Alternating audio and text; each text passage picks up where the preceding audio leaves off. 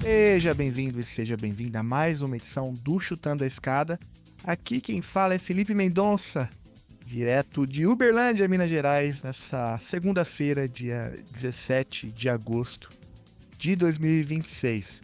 Bom, tô com muita saudade de vocês, quero começar dizendo isso, que a saudade é grande, mas ainda bem que a gente está muito bem acompanhado aqui, como no episódio de hoje. Mas antes de falar sobre ele, eu queria te pedir aí, se você puder, obviamente, a apoiar o Chutando a Escada. A gente, como você bem sabe, tem aqui uma produção independente de podcast, sem patrocínio, o que exige uma certa engenharia para a gente manter isso aqui no ar. Mas, como você sabe, bom, o mercado, né, de podcast mudou muito nos últimos anos. O que era um formato artesanal, underground, né, sustentado por comunidade de, enfim, ouvintes fiéis, hoje compete por atenção com produções milionárias, patrocinadas e, por que não, otimizadas por algoritmos. Já o Chutando a Escada é um sobrevivente, né, de uma era bastante diferente da podosfera, como a gente costumava falar. E a gente segue aqui sendo financiados exclusivamente por quem nos ouve, através principalmente do Catarse, mas também tem uma galera que manda por Pix, usa também lá o Patreon, e a gente está nessa luta já tem algum tempo. E atualmente a gente tem fechado, inclusive, no vermelho. E aí, daí o meu pedido aqui, se você puder, obviamente, ajudar financeiramente. O Chutando a Escada é muito simples, basta entrar em chutandoaescada.com.br/apoio. Se você puder nos ajudar a manter isso aqui no ar, cada apoio ajuda e ajuda muito. Bom, vamos falar então sobre o episódio 407. Hoje é dia do RusLat, que é o Observatório Rússia e América Latina, uma das parcerias mais legais que o Chutando a Escada constituiu ao longo desses anos. Como eu sempre reforço, os observatórios como esses são fundamentais para a qualidade do que a gente produz aqui. Como vocês ouvirão, o RusLat traz pesquisadores e pesquisadoras que vivem o tema, né, todos os dias. A mesma coisa com o Peu, com o Geseu, com o ED, que são os outros observatórios que fazem parte também dessa nova fase aí do Chutando a Escada, que ancorada, né, principalmente nas parcerias com os observatórios. O episódio de hoje é um desses, muito especial. Vamos falar sobre como a América Latina anda pensando a Rússia a partir de uma novidade importante para quem acompanha o tema, que é o Caderno Latino-Americano de Cooperação Estratégica com a Rússia. A primeira edição ela foi lançada em julho, entre os dias 13 e 16, na Assembleia Legislativa de São Paulo, pelo Centro de Integração e Cooperação Rússia-América Latina, o CICRAL. Bom, o caderno ele reúne contribuições de diversos pesquisadoras de diversas regiões e discute política externa, comércio, investimento, energia, segurança e outros temas que são muito caros ao RusLat. Bom, no primeiro bloco, a professora e coordenadora do RusLat, a Daniela Sesches, recebe Victoria Echeverria de Carvalho e Raquel Abuin Sifone, ambas pesquisadoras do CICRAL, e elas apresentam os achados do caderno que eu acabei de citar. O segundo bloco também é muito interessante. O bloco chama-se Conexão Rússia-América Latina, e nesse bloco, Giovana Dias Branco, falando direto da capital russa, junto com o Léo Nascimento, trazem o boletim de notícias de julho e agosto. Do lado latino-americano, a visita de Nikolai Patrushev ao Brasil e as propostas de cooperação naval e nuclear discutidas com Lula. Do lado europeu, a crise política na Ucrânia após a saída do ministro Mikhail Fedorov e também o atentado em um restaurante no coração de Moscou, 2 episódios que mostram como a guerra tem se aproximado cada vez mais do cotidiano dos dois países. E no terceiro bloco, chamado Outros Olhares, eu recomendo muito que você fique até o terceiro bloco. A gente fecha com a pesquisadora Laura Schneider de Lima, que conversa com é uma conversa muito interessante com a Vera Gers Dimitrov. A Vera, ela é diretora cultural da Associação Cultural Grupo Volga de Folclore Russo, e ela fala sobre um conceito difícil de traduzir, que é a alma russa. A conversa passa pela diáspora russa no Brasil, pelo folclore que chegou por aqui, com raízes no balé soviético e por dicas culturais para quem quiser mergulhar um pouco mais nesse universo. Olha, o episódio tá muito bom, eu recomendo demais que você fique até o fim. Sem mais delongas, fiquem bem e vamos pro papo.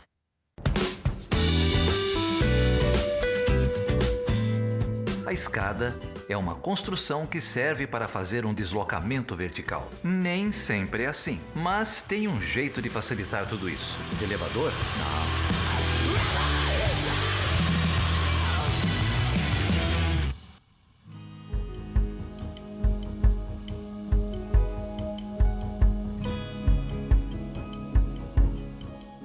Olá, ouvintes! Estamos aqui com mais um episódio do Chutando Escada em parceria com o Observatório Rússia e América Latina. Vocês já me conhecem de outros carnavais esse ano, sou a professora Daniela Vieira Sestes, trabalho no Departamento de Relações Internacionais da PUC Minas e coordeno o RUSLAT, que tem então mantido essa parceria com o Chutando Escada ao longo do ano. Hoje nós temos um encontro bastante especial. Nós vamos aqui falar sobre como os latinos andam pensando a Rússia, trazendo uma novidade muito interessante para quem gosta do tema, né? Gosta do assunto, que é o Caderno Latino-Americano de Cooperação Estratégica com a Rússia. Sua primeira edição foi lançada agorinha, em julho, ali no dia 13 nos dias 13 a 16 de julho, na Assembleia Legislativa de São Paulo, pelo Centro de Integração e Cooperação Rússia-América Latina, o CICRAL. Para conversar sobre esse assunto comigo hoje, estou muito feliz aqui de poder rever ainda aqui online duas colegas que conheci em São Paulo no lançamento do caderno, que são pesquisadoras da CICRAL. Vamos conversar hoje, então, com a Victoria Echeverria, que está aqui conosco hoje, então. Ela é doutora em Economia pela The New School de Nova York, financiada pelo Programa de Doutorado Pleno no Exterior da CAPES. Atualmente, a Vitória é especialista em Política Industrial e Análise Setorial na Confederação Nacional da Indústria, CNI, e economista pesquisadora aqui do CICRAL, Centro de Integração e Cooperação Rússia-América Latina. Tudo bem por aí, Vitória? Olá, Daniela, tudo bem? Obrigada pelo convite. Eu estou muito feliz de estar aqui podendo conversar sobre o caderno. Prazer é todo nosso seguir esse papo aí que começamos em São Paulo.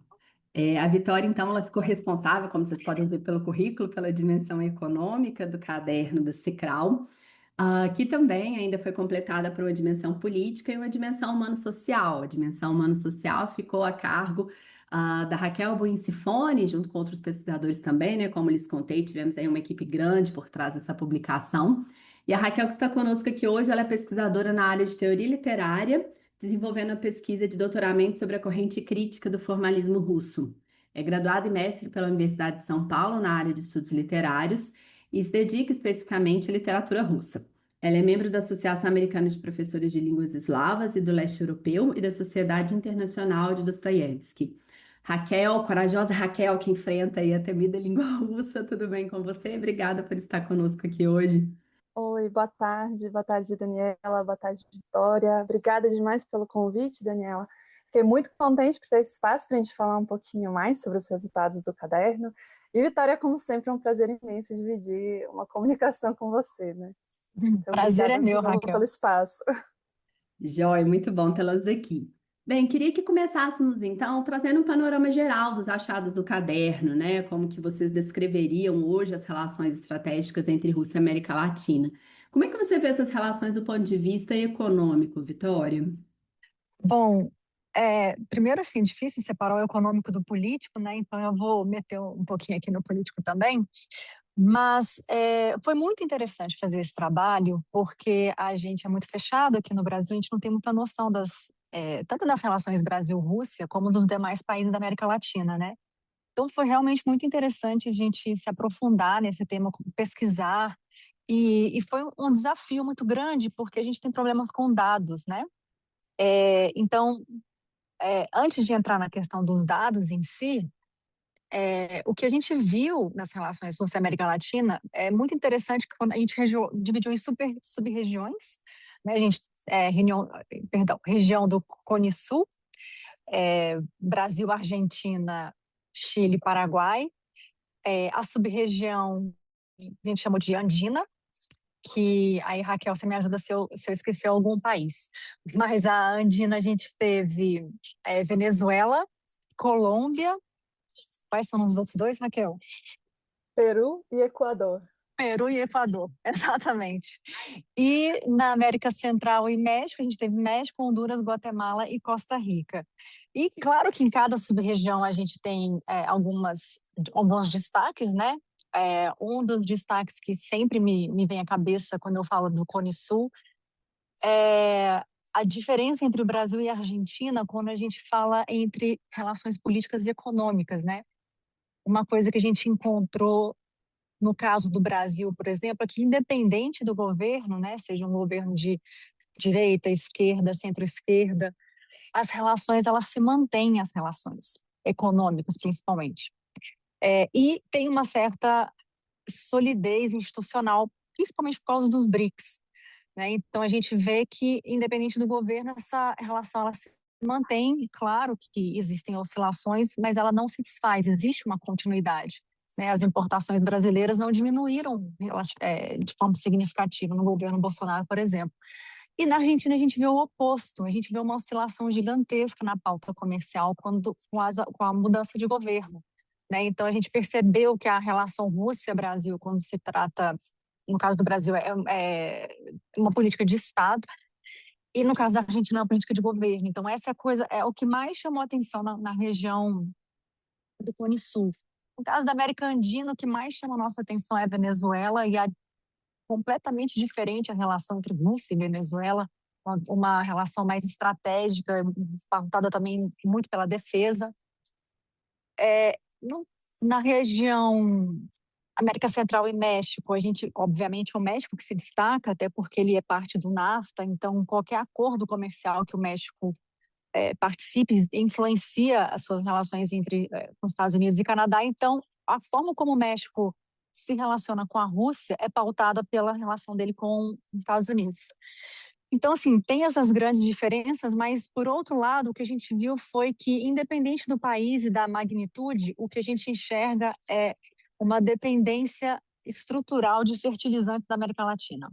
Então, a gente compra fertilizantes da Rússia e a gente vende, no caso do Brasil, carne, no caso do Equador, banana, mas a gente está sempre na parte de alimentos, né? Que é uma relação assimétrica, né?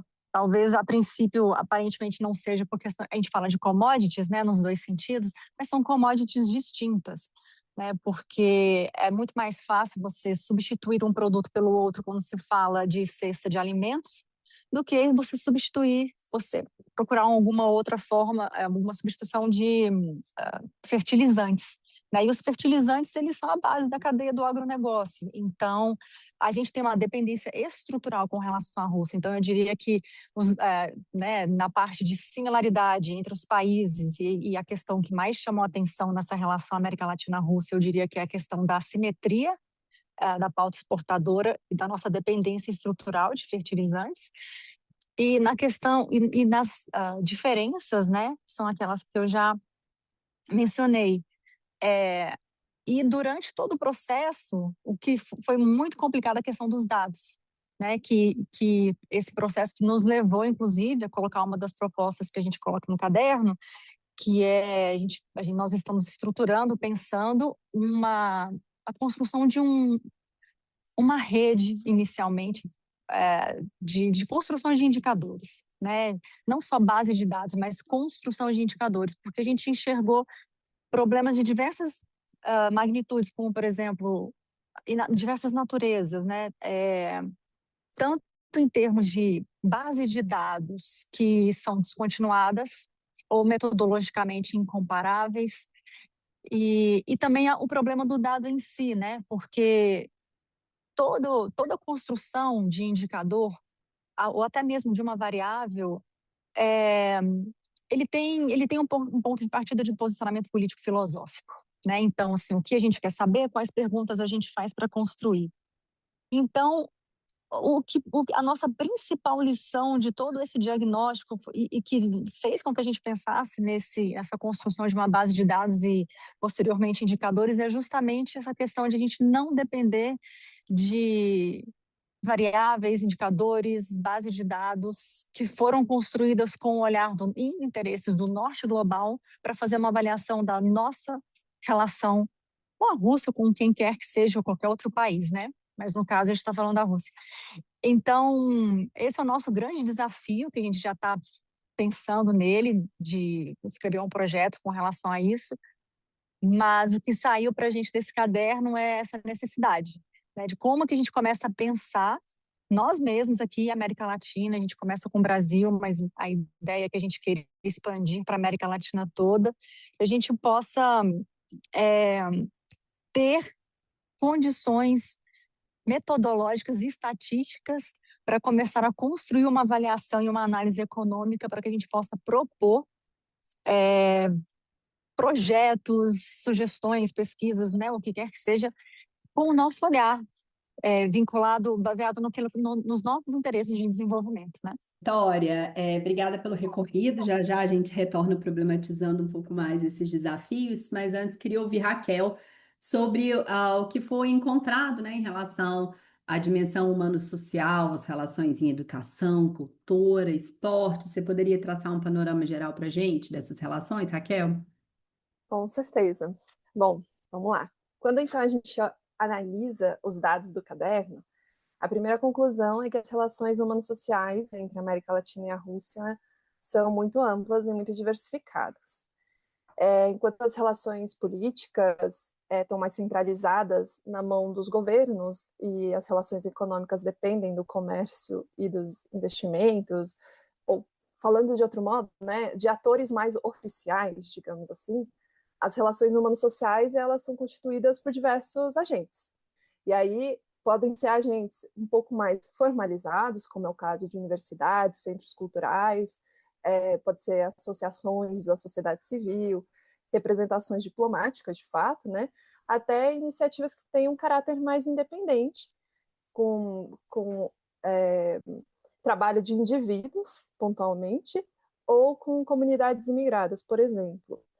E isso faz com que elas tenham uma dinâmica própria e seja muito mais descentralizada, né? O foco dessas atividades humanos-sociais. Então, em relação a essa dimensão do sócio humano que a gente observa no caderno, o estudo se centrou num período de 10 anos, entre 2015 a 2025, diferentemente das outras dimensões, da política e econômica, em que a gente tinha bases de dados, né, a despeito dessas dificuldades que a Vitória enfatizou, né, de confiabilidade ou de entender qual era a tendência de um certo dado, o dado era mais consolidado o acesso, né? Então, a temporalidade que as outras dimensões cobriu foi uma temporalidade bem maior, enquanto a dimensão sócio-humana a gente cobriu apenas 10 anos, porque também a gente teve a necessidade de captar muitas informações. E como você mencionou também, né, Daniela, essa dimensão então foi dividida em 3 grandes pilares de observação, que foram a cultura, a educação e o esporte. E a cultura, ela se mostrou, assim, disparadamente a principal porta de entrada dessa aproximação entre os países latino-americanos e a Rússia. Existem diferentes tipos de atividades que a gente conseguiu registrar durante o nosso levantamento, atividades como festivais, e aí, por exemplo, festivais de distintas naturezas, desde festivais gastronômicos, festivais ligados a datas comemorativas na Rússia, como a Maslenitsa, ou como o Dia da Vitória, ou festivais mais gerais, como o que a gente tem aqui em São Paulo, do Festival Cultural do Leste Europeu, que aí integra já diferentes nacionalidades. Outra atividade que tem bastante expressão num grande número de países latino-americanos, entre os países observados, é o cinema, né? O cinema russo-soviético é um interesse comum, basicamente, toda a América Latina.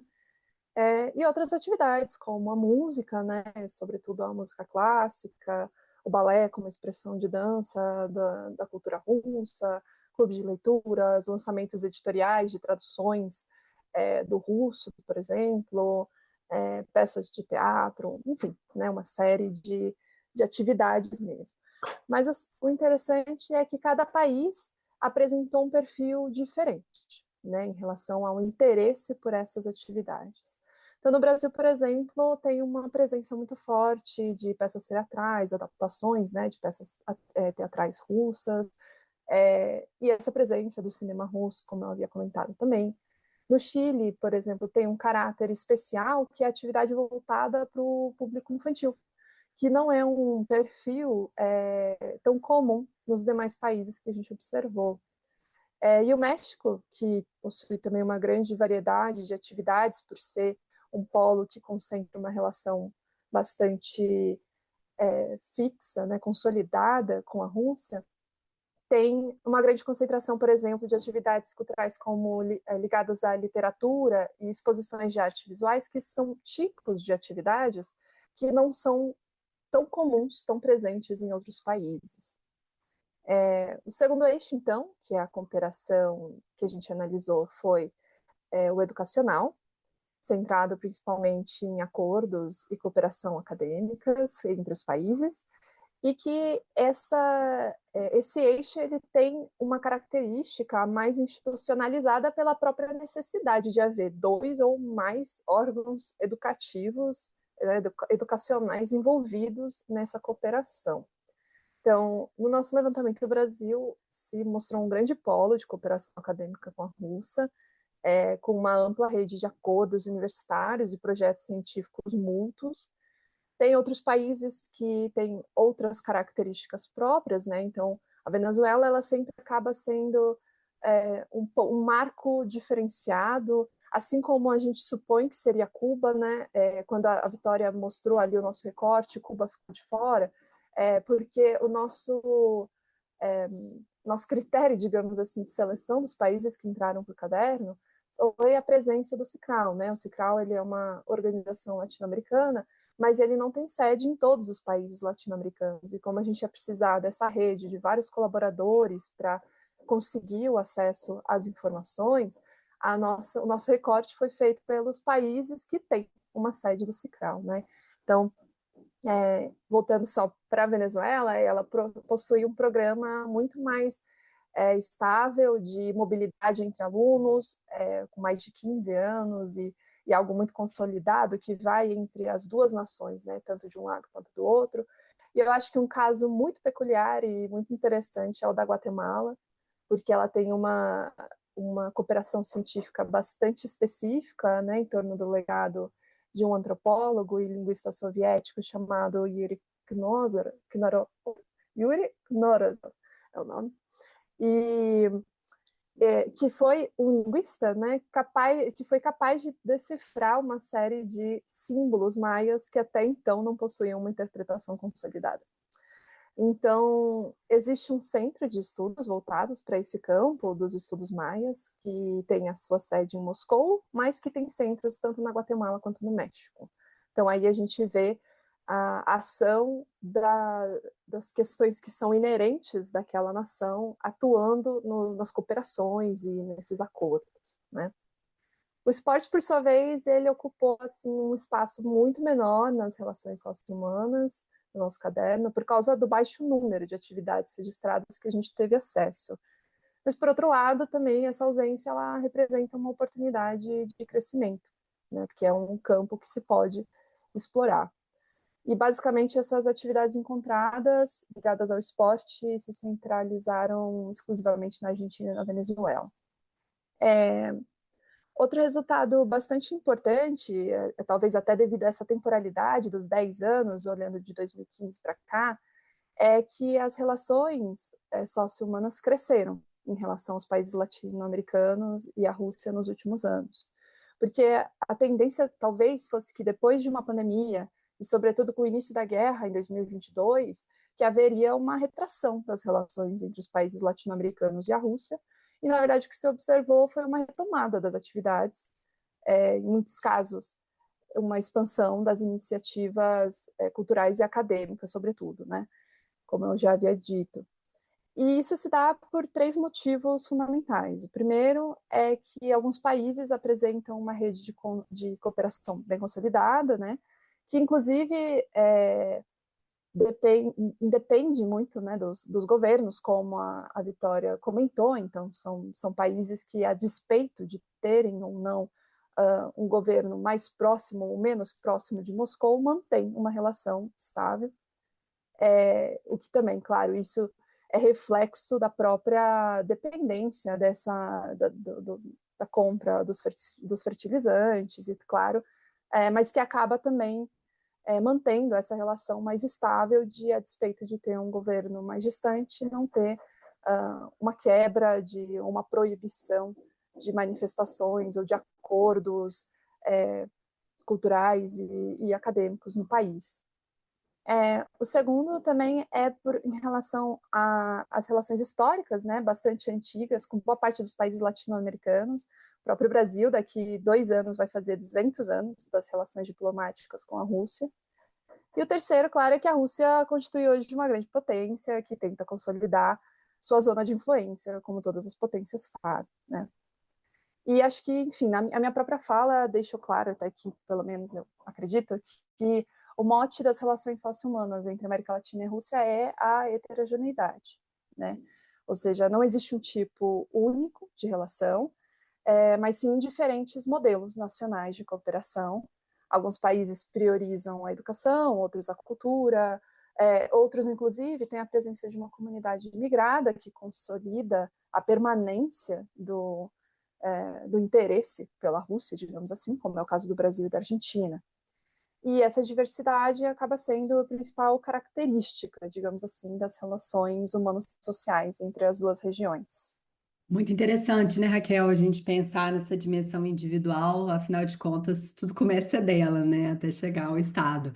Os ouvintes poderão, inclusive, ouvir algumas dicas da Vera Gers Dimitrov no nosso último capítulo aqui desse podcast sobre essa dimensão cultural, cinema, né, as festas. Ela vai falar um pouco sobre isso conosco na terceira parte. Então, ouvinte, fique aí para ouvir essas dicas preciosas de Vera. Para a gente terminar, queria pedir então para cada um de vocês, começando pela Vitória, me apontar brevemente assim, qual que você entende, Vitória, o principal desafio, como principal desafio, principal gargalo, né, para o aprofundamento das relações entre Rússia e América Latina, a partir do que vocês encontraram no caderno. Bom, eu acho que o principal desafio é realmente pensar em formas de como diminuir essa dependência estrutural de fertilizantes, né? Eu acho que sim, a gente tem que pensar em diversificação de cooperação, né, de transferência de tecnologia, né, cooperação técnica, melhorar a pauta, né, diversificar nossa pauta comercial. Só que a dificuldade, ela está em diminuir essa dependência. E isso é algo que está sendo muito discutido ainda. A gente debate, mas assim, não temos uma solução, né? A gente está aqui para pensar junto. Então, eu diria que, primeiro, no caso da economia, a gente precisa, para melhor entender isso também, e aí entra a nossa proposta da questão dos dados, né? De construção de indicadores próprios. Acho que a dificuldade está misturada, tanto em termos de entender a relação para conseguir enxergar possíveis oportunidades.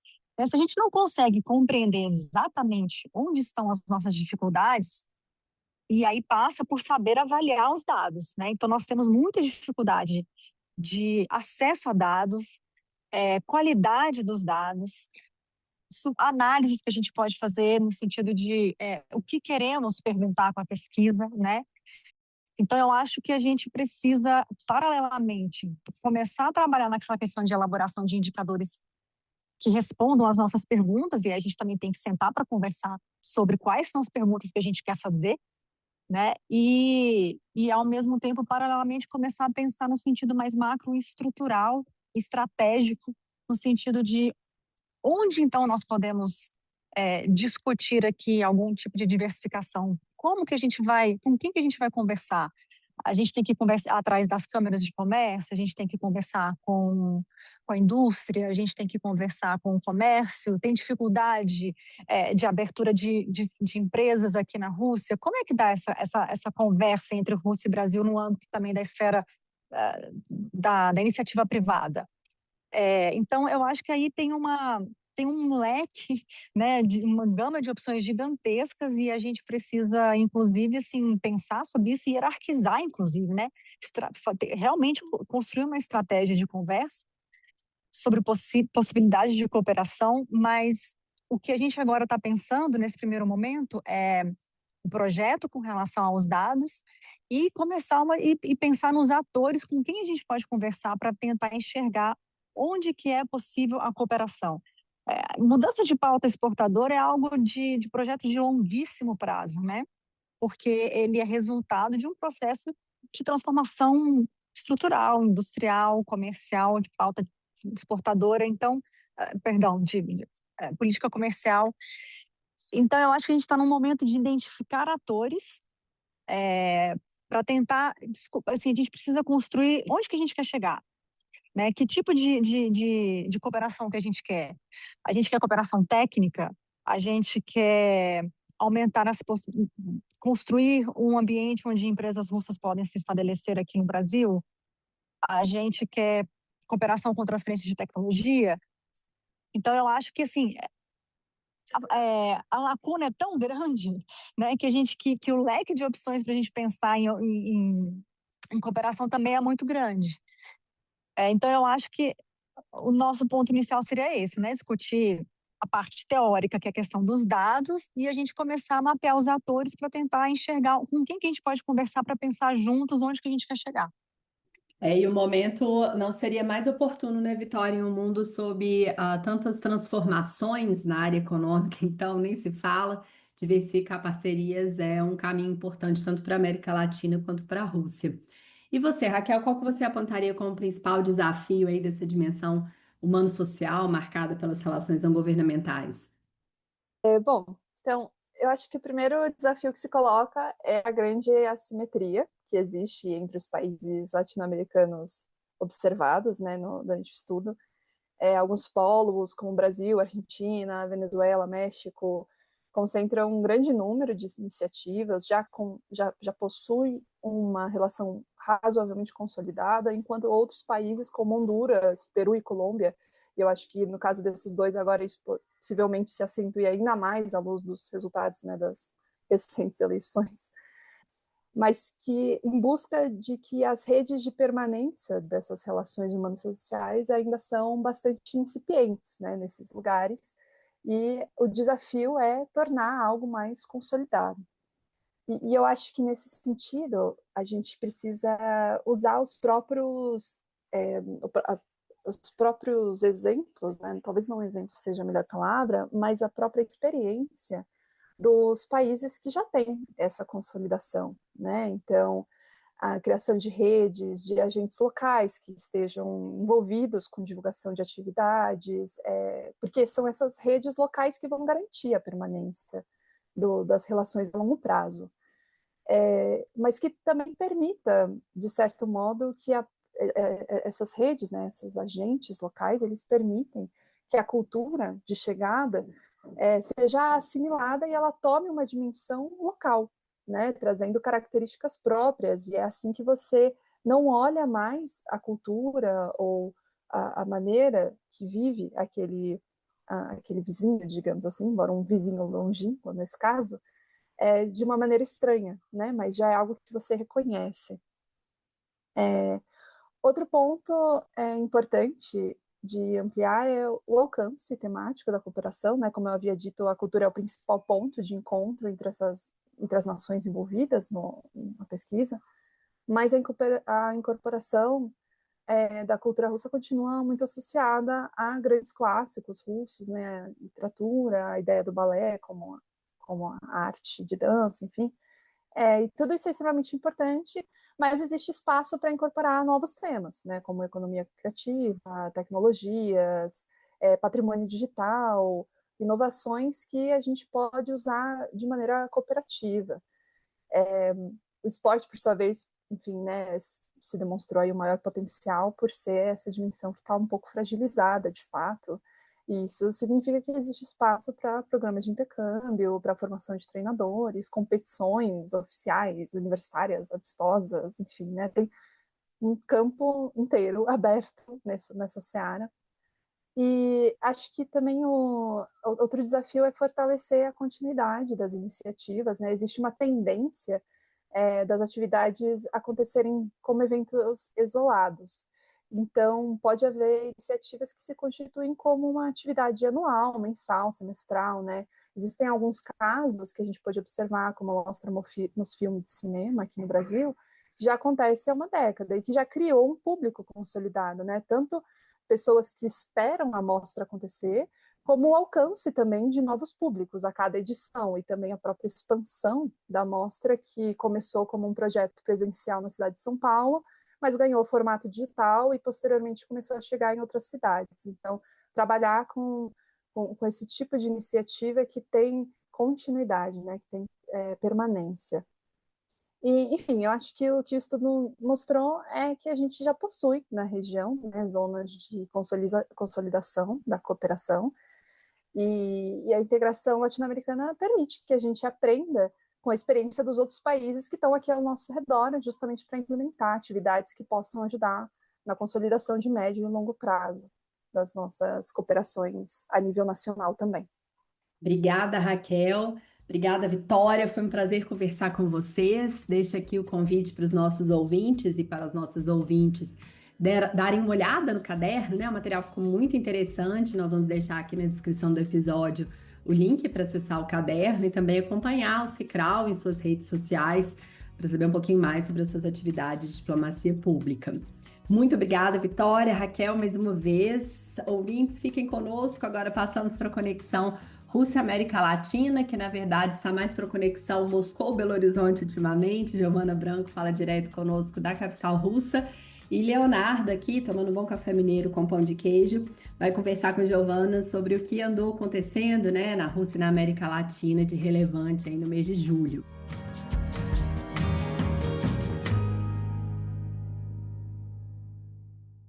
Bom dia, queridos companheiros, companheiras, querida audiência. É nesse ritmo que chegamos para falar de um evento importante que aconteceu no Brasil entre o dia 4 e dia 7 de agosto, que foi a visita de Nikolai Patrushev ao Brasil. Ele é o assessor presidencial de Vladimir Putin e presidente do Colegiado Marítimo da Federação Russa, que é basicamente o órgão responsável pela coordenação da política marítima e naval russa. Ele iniciou a visita oficial a Brasília para discutir o aprofundamento da cooperação bilateral nas áreas naval, logística, científica, tecnológica e de segurança marítima. Durante a visita, Patrushev também convidou representantes brasileiros para participar do primeiro Fórum Internacional de Cidades Portuárias, que será realizado em Kaliningrado, um importante porto russo no Mar Báltico, um dos últimos territórios abertos à Rússia no Mar Báltico, que tem a presença forte de membros da OTAN. Isso para o Brasil é muito importante na medida em que as rotas marítimas ganham cada vez mais destaque na geopolítica do século XXI, ao passo que temos acompanhado a crise no Estreito de Bab el-Mandeb e no Estreito de Hormuz. A agenda também contou com encontros entre a delegação russa e Celso Amorim, o assessor especial da presidente da República, José Múcio, ministro da Defesa do Brasil, o presidente Lula, o almirante Marcos Sampaio Olsen, que é o comandante da Marinha do Brasil, e Roberto de Andrade Medronho, reitor da UFRJ. Dentre as pautas abordadas, ficou principalmente em debate sobre projetos de cooperação marítima entre Brasil e Rússia, desenvolvimento conjunto de tecnologias estratégicas, agenda de segurança internacional e uma maior coordenação dos BRICS. No meio desses diálogos, duas propostas parecem particularmente interessantes. A primeira proposta de cooperação para o Ártico e a construção naval, porque durante as conversas Patrushev afirmou que Rússia e Brasil possuem potencial para ampliar a cooperação na indústria naval, e notem que naval está vinculado com uma questão também de defesa. Segundo o Patrushev ainda, o Brasil ele busca ampliar sua presença científica e tecnológica na região ártica, abrindo oportunidades para cooperação entre os dois países, o que acaba gerando uma resolução identificada nas investigações do Caderno Latino-Americano de Cooperação Estratégica com a Rússia, que é uma comercialização focada em produtos de baixo valor agregado. Então, o estreitamento dessa cooperação naval também favorece esse sentido no desenvolvimento de tecnologia compartilhada e trocas de maior valor agregado. Além disso, a segunda área foi voltar para a cooperação nuclear. Brasil e Rússia, desde o início de 2025, na verdade, final de 2024, já têm aprofundado muitos diálogos em torno desse tema. A Rússia manifestou disposição para compartilhar conhecimentos sobre pequenos reatores nucleares modulares, os famosos SMR, mas também, de forma muito interessante, tratou sobre reatores nucleares para propulsão naval, usinas nucleares flutuantes, lembrando que a Rússia tem a expertise por meio da acadêmica Lomonosov, a primeira usina de geração de energia nuclear flutuante do mundo, além de proposições para solução e geração de energia em áreas remotas. Inclusive, recomendo à audiência a acompanhar o projeto Helena, que é um projeto voltado para pesquisa de reatores de baixa potência, justamente para regiões remotas, com a capacidade de fornecimento para um município de até 3.000 habitantes. Sobre a reunião com o ministro da Defesa, Brasil e Rússia mantêm desde 2008 um acordo de cooperação técnico-militar que estabelece bases para intercâmbio de informações, treinamento, pesquisa e cooperação entre as áreas de defesa dos dois países. No entanto, esse é um mecanismo pouco utilizado e a tendência é que essa visita de Patrushev aqui volte a colocar os dois países em uma maior coordenação técnico-militar, sabendo dos desafios que se impõem ao Brasil sobre essa temática. Com relação ao encontro do presidente Lula com Patrushev, é interessante destacar primeiro as temáticas voltadas para a segurança internacional, cooperação bilateral, desenvolvimento naval e monitoramento marítimo, e também registrar que recentemente foi feita uma ligação por iniciativa brasileira entre o presidente Lula e Vladimir Putin, e essa ligação ocorreu imediatamente após o contato entre Lula e Patrushev aqui no Brasil, sugerindo um certo grau de alinhamento. A questão agora é como o Brasil viabiliza essas propostas de cooperação e como também outros assuntos do internacional vão influenciar essa perspectiva das relações Brasil-Rússia, porque a Rússia ainda mantém um conflito de alta intensidade com a Ucrânia que pode impor transformações significativas a nível doméstico, regional e internacional. Bom, agora cruzando para o outro lado do mundo, a gente vai focar um pouquinho sobre o conflito entre a Rússia e a Ucrânia, que tem, sim, algumas novidades nesse último mês. Um episódio importante para a gente entender a política interna da Ucrânia em julho de 2026 são os protestos que foram desencadeados pela demissão de Mikhailo Fedorov, que era ministro da Defesa na Ucrânia. À primeira vista, a gente pode olhar para esses protestos e pode parecer só mais uma mudança de ministério e um governo em guerra. Mas a gente percebe que existe uma reação popular muito exacerbada, o que mostra que havia algo mais profundo em jogo na política ucraniana. Mikhailo Fedorov era visto por muitos dos setores da sociedade civil ucraniana como uma figura associada à modernização tecnológica da defesa do país. Antes de assumir o ministério, por exemplo, ele já havia sido conhecido pelo trabalho em digitalização do Estado, e durante a guerra isso também acabou se aprofundando ainda mais, já que a sua trajetória ficou muito associada ao desenvolvimento de drones, principalmente, que tem sido atualmente o principal meio de ataque ao território russo.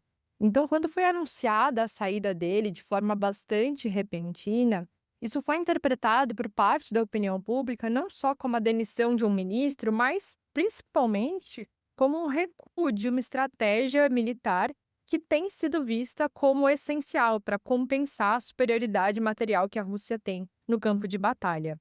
Então a gente percebe que a Ucrânia, apesar de enfrentar uma guerra profundamente assimétrica com a Rússia, vem buscando outras formas de se modernizar em termos tecnológicos e que têm sido bastante eficientes em algum sentido. Aqui na Rússia, tem havido ataques constantes a refinarias de petróleo e também a empresas de distribuição de comércio, o que afetam principalmente a percepção da população civil sobre o quanto esse conflito deixa de ser lá no fronte de batalha e passa a fazer parte da vida das pessoas.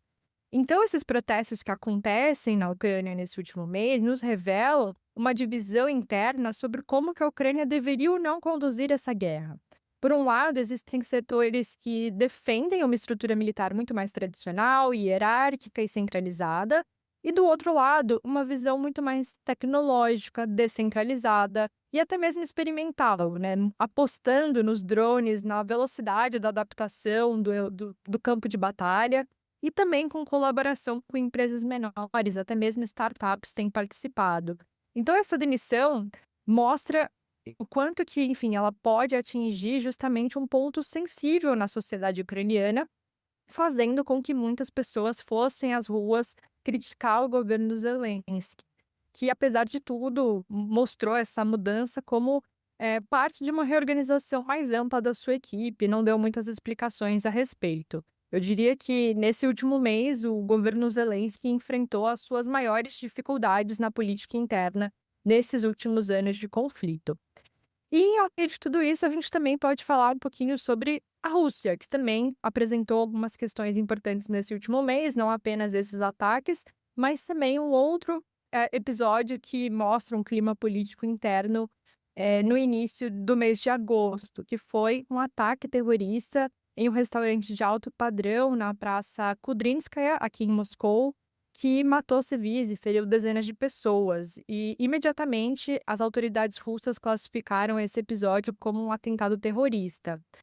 Esse caso é muito importante porque ele desloca a percepção russa sobre a guerra. Como eu falei, a gente já tinha uma percepção popular de que a guerra chegou de fato nos russos, com esses ataques às refinarias de petróleo, que tem causado uma crise de combustíveis aqui na Rússia, mas também nos centros de distribuição, que afetam principalmente o consumo interno do país.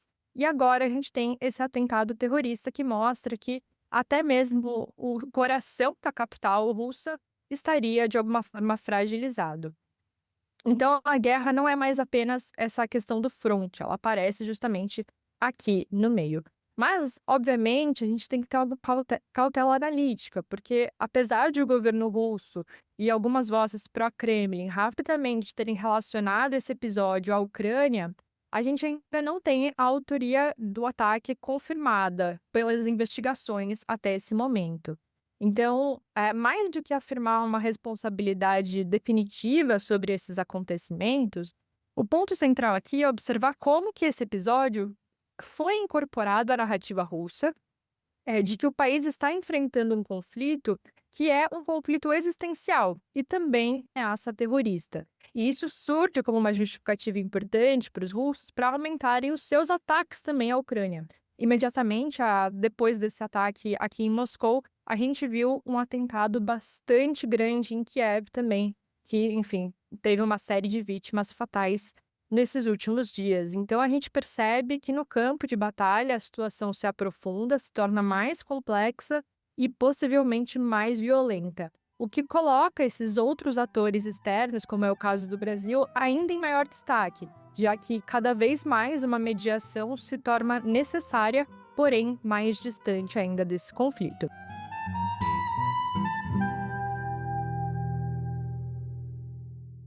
E agora vamos então para a terceira parte do nosso programa de hoje, outros olhares sobre Rússia e América Latina, com um papo entre Laura Schneider, doutoranda do Programa de Relações Internacionais aqui da PUC Minas e pesquisadora do Ruslat, e Vera Gers Dimitrov, que vai nos contar um pouco sobre a alma russa.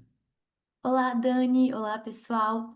No episódio de hoje, para o nosso terceiro bloco, como a Dani já comentou, eu tenho o prazer de receber a Vera Gers Dimitrov, que nos ajudará então a entender um pouco mais sobre o espírito russo numa conversa, né, sobre a alma desse povo que por vezes nos é tão distante. A Vera é diretora cultural da Associação Cultural Grupo Volga de Folclore Russo e trabalha principalmente com a produção cultural e colaboração científica acadêmica entre o Brasil e a Rússia. É também membro da Associação Internacional de Advogados Russos Falantes, vinculado à Associação de Advogados da Federação Russa e coordena o Clube de Negócios Brasil-Rússia. É mestre em Direito Político e Econômico na Universidade Presbiteriana Mackenzie e doutorando em Economia Política Mundial pela Universidade Federal do ABC. Vera, é um prazer te ter aqui conosco. O prazer é meu. Eu queria agradecer o convite, agradecer novamente o convite da professora Daniela e o seu convite, Laura. Muito obrigada. Nós que agradecemos. Então, Vera, eu já inicio aqui essa nossa conversa querendo saber um pouco mais sobre os elementos da alma russa, né? Esse conceito que de alguma forma tenta explicar um pouco sobre a essência do povo russo e que carrega um sentido muito profundo, muito humano, né? Que compõe essa identidade cultural russa. Então, eu gostaria de te ouvir um pouco sobre esse conceito, em primeiro lugar, tentando talvez construir um mapa para os nossos ouvintes, né? Com os principais elementos que a gente deve ter em mente quando tratamos dessa alma russa. Bom, o que é alma russa? O conceito de alma russa é uma pergunta que os próprios russos, os filósofos russos, também fazem, né? Os escritores russos também vão, principalmente os clássicos, vão fazer bastante essa pergunta. O que é alma russa, né? Então é muito difícil, né? A gente definir e fechar num conceito, né? Mas, pensando nessa ideia de mapa que você colocou, Laura, eu acho que a gente pode contextualizar o que é a alma russa, ou quando essa questão começa a aparecer, eu acho que ela tá muito ligada também com a discussão de formação da identidade russa, né? Então, essa pergunta da alma russa, ela vai estar muito presente no século XIX na Rússia, então, discutindo o que é alma russa, quais são essas características, e ela vai ter também, e ela volta também, e aí uma opinião minha, né, um pitaco meu nesse aspecto, a alma russa ela acaba aparecendo também muito na produção acadêmica e na produção literária dos russos emigrados ou na produção da diáspora, né? Então, o que a gente pode falar de alma russa, né? Ou como a gente vem entendendo a alma russa, né? O Nikolai Berdyaev vai falar bastante disso, né? Ele vai se valer do Dostoiévski, vai se valer de outros pensadores para tentar definir o que é a alma russa. E aí é colocado assim, dentro de um caldeirão são colocados diversos conceitos, né? Então, a alma russa é justamente essa tendência universalista da Rússia, é esse misto de contradições, muitas vezes essa melancolia ou essa extrema, assim, alegria. Então, eles vão colocando diversos conceitos, e isso vem do século XIX, numa tentativa de, na literatura principalmente, isso ser colocado, que é uma Rússia, e obviamente tem uma explicação do contexto do século XIX, não só na Rússia, mas como na Europa, e também num contexto em que a alma russa ela vai ser constantemente tentada ser falada, ser descrita na literatura, porque no século XIX, na Rússia, a gente vai ter um evento muito importante, que é a Primeira Guerra Patriótica, que são as invasões napoleônicas, e aí sim começa a um fortalecimento, um resgate de ver qual que é a verdadeira cultura russa, qual que é o verdadeiro sentido da alma russa. E isso vai beber de diversas fontes, principalmente de fontes, por exemplo, do folclore, da cultura popular, e fontes religiosas também. Então, acho que é por isso que você tem uma constante contradição. Então, você tem uma cultura popular muito ligada à mitologia pagã, aos rituais pagãos, né, no século XIX, e a igreja ortodoxa, né? Então, os escritores, tanto Tolstói quanto Dostoiévski vão visitar mosteiros, tem uma relação muito forte com a questão religiosa. Então, isso vai sendo condensado para a literatura, isso vai sendo condensado para a discussão também acadêmica da época e cultural, em diversos setores, tanto na literatura quanto na música, nas artes também no século XIX. E isso é trazido com muita força, que é o ponto que eu queria colocar, para a diáspora, né? Em diversos momentos. No Brasil, por exemplo, o que eu acho muito interessante é a produção russa, da diáspora russa, ou seja, ou de um imigrante que chegou aqui, ou de imigrantes de segunda, terceira geração, tentando descrever o que é cultura russa, o que é a alma russa, né? E aí eu queria falar de um livro que eu acho que descreve bastante o que eu estou falando, que é o livro que chama Alma Russa, Terra Brasileira, que é de uma imigrante, que é a Valentina Lissenko, e ela vai tentar justamente, ela vai falar desse sentimento que ela tem em relação à imigração e como a questão da alma russa, ela volta a ser, é uma questão para o imigrante. Então, não sei se eu consegui, talvez, traçar, colocar, fazer um mapa, né? Mas, e depois, obviamente, quem vai estudar literatura, quem vai estudar os filósofos russos, também acaba estudando e questionando bastante ali o que é o conceito de alma russa, que eu acho que tem um quê de universalismo, assim, né? Por exemplo, os russos, a Rússia, por exemplo, em que momento na Rússia falam que a Rússia é a terceira Roma, pensando no aspecto religioso, né? Do que a alma russa. Então tem esse viés universal que está presente na literatura, está presente na música, e basicamente isso. Não sei se eu fui prolixa ou se eu consegui responder essa pergunta de uma forma objetiva, que foi que eu tentei fazer. Não, perfeito, velho. Eu acho que você destacou pontos essenciais para a gente entender isso, que é justamente a dificuldade de responder essa pergunta, né? Não temos uma resposta definitiva, mas também a questão da diáspora, né? Como essa diáspora também é importante para essa compreensão da alma russa. Então, acho que esses são pontos essenciais que, inclusive, já entro na minha segunda pergunta para a gente conversar um pouco mais sobre essa aproximação dos imigrantes russos, né? Mas como que a gente lida com isso aqui do Brasil também. E eu sei que você tem uma atuação muito prática, né, em relação a essa aproximação com a cultura russa. Então, além dos seus intercâmbios, né, da sua formação técnica e acadêmica, você também atua diretamente com a produção cultural popular e na promoção da cultura russa no Brasil. Então, eu queria aproveitar esse gancho, né, aproveitar aqui nossa conversa para abrir esse espaço também para você nos contar um pouquinho sobre esse lado prático, sobre o grupo Volga, né, de folclore russo, e também perguntar, na sua opinião, qual que é o traço dessa identidade que é tão contraditória, que é tão complexa, né, da alma russa, que você julga ser mais surpreendente quando um brasileiro, um latino-americano tem contato pela primeira vez com o folclore russo, né? Queria ouvir um pouco também dessa sua prática, da sua experiência. Não, perfeito, Laura. E, eu queria, eu até separei para a nossa conversa hoje, né? É muito, como eu disse para você, né? Essa atuação cultural e essa produção acadêmica da diáspora é algo muito interessante, né?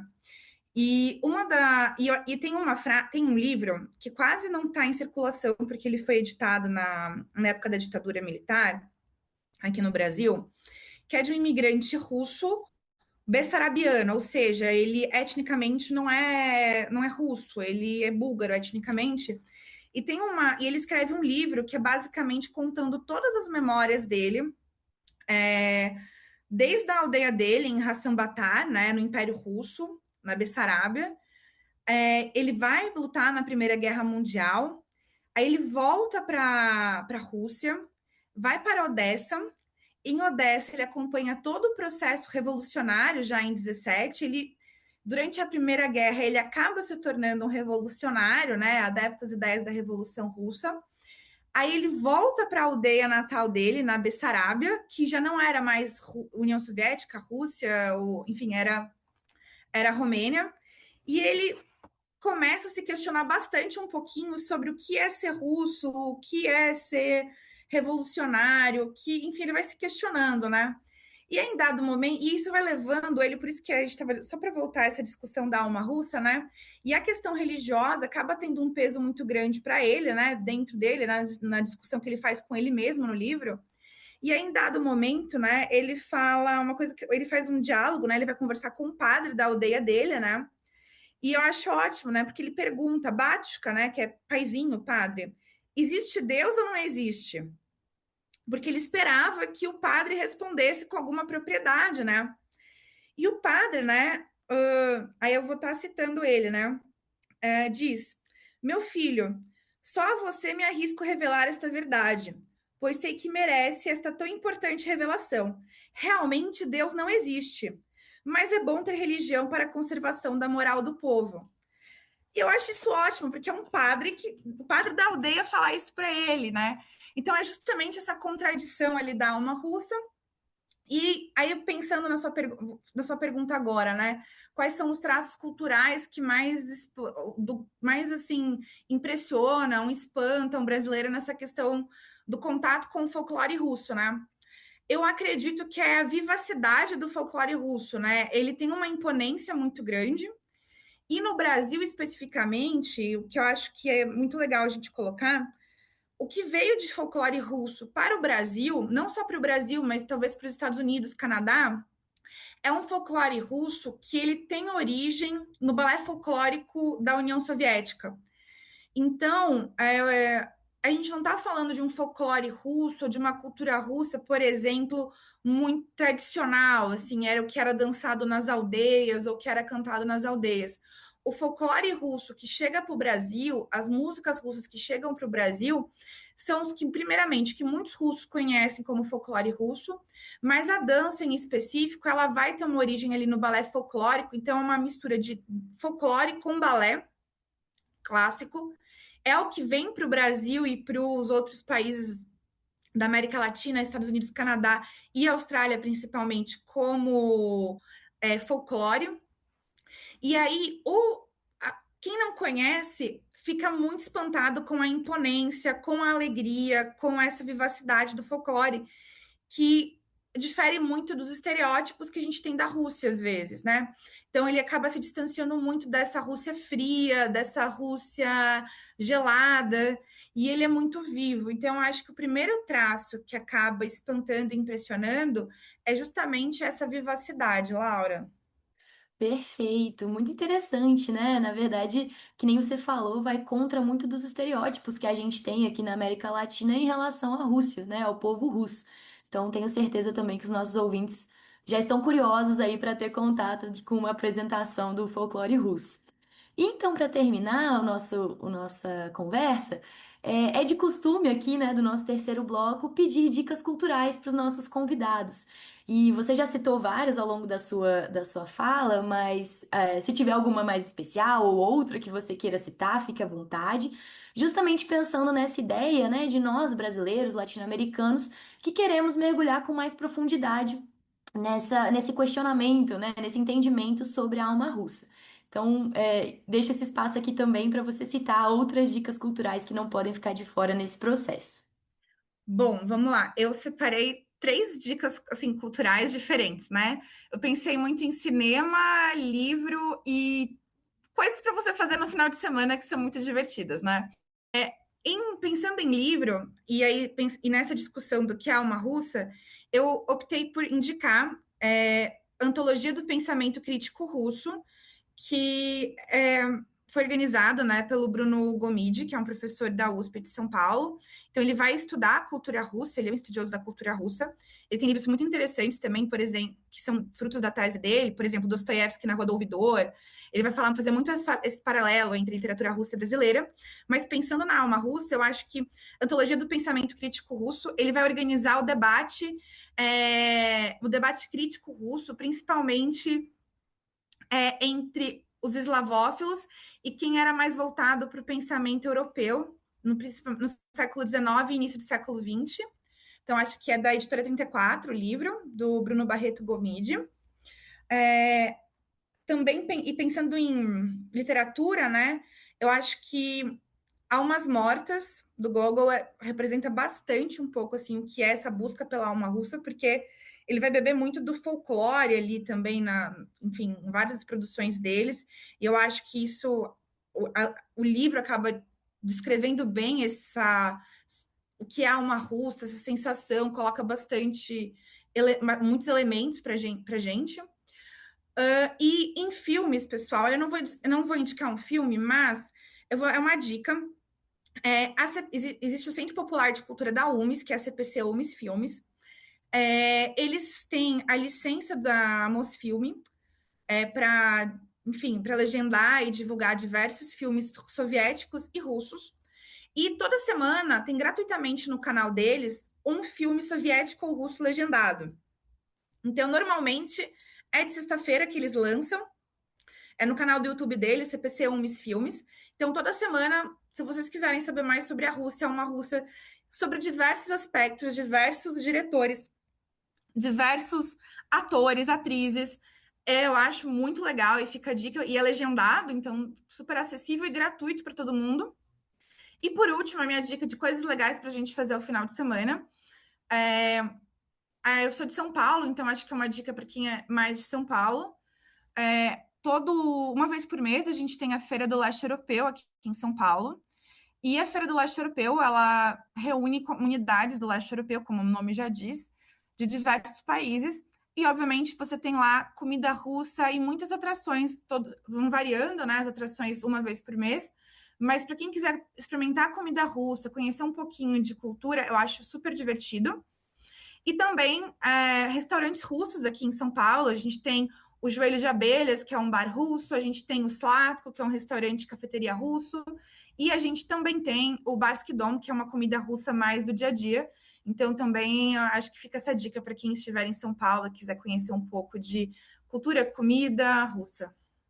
Legal, ótimas dicas no episódio de hoje. Muito obrigado, Vera. Agradeço a sua participação aqui. Foi um prazer te ouvir e aprender um pouco mais sobre essa questão, né, da alma russa, das dicas culturais também, que nos aproximam, de certa forma, desse debate. Então, em nome do Ruslight, né, espero que tenhamos mais oportunidades tão enriquecedoras como essa no futuro. Muito obrigada. Eu que agradeço, Laura, professora Daniela. Muito obrigada pelo convite.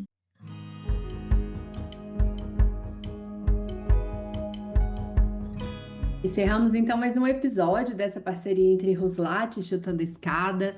Agradeço a todos que participaram do nosso programa hoje, equipe do Ruslat, convidados e convidadas, e também a turma do Chutando a Escada, na pessoa do professor Felipe. Tem sido uma alegria conduzir esse papo aqui com vocês e espero todos no nosso episódio de setembro. O ano passa rápido, né? Obrigada! Garçom, no bar todo mundo é igual. Meu caso é mais um, é banal. Mas preste atenção, por favor.